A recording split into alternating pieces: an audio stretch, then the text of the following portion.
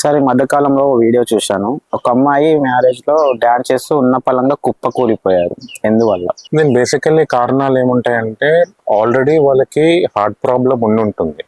దాన్ని కార్డియోమయోపతి కానీ లేదా వేరే అరిథమియాస్ కానీ. సో మనం డాన్స్ చేసేటప్పుడు మన హార్ట్ రేట్ పెరుగుతుంది. ఓకే, సో ఆ హార్ట్ రేట్ పెరగడం వల్ల హార్ట్ మీద ఒత్తిడి పడి వాళ్ళకి ఆల్రెడీ ఉన్న ప్రాబ్లమ్స్ వల్ల సడన్ గా హార్ట్ ఆగిపోయే అవకాశాలు ఉంటుంది. ఇది హార్ట్ అటాక్ కాకపోవచ్చు, కానీ దీన్ని కార్డియోమయోపతి అంటాము.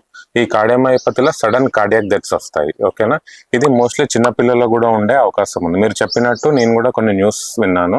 అది 10th క్లాస్ చదివే పిల్లలల్లో హార్ట్ అటాక్స్ వస్తున్నాయి. అవి హార్ట్ అటాక్స్ కాదు, ఆల్రెడీ ఉన్న కార్డియోమయోపతిస్ కానీ అరిథమియాస్ కానీ వాల్వులర్ హార్ట్ డిసీజ్ కానీ ఇవి ఆల్రెడీ పేషెంట్స్ కి ఉంటాయి. కానీ వాళ్ళకి ఈ సడన్ గా ఈ ఇంటెన్స్ గా డాన్స్ చేయడం కానీ లేదా ఎక్సర్సైజ్ చేయడం కానీ అది హార్ట్ పైన ఒత్తిడి పడి సడన్ గా ఆగిపోయే అవకాశాలు ఉంటాయి.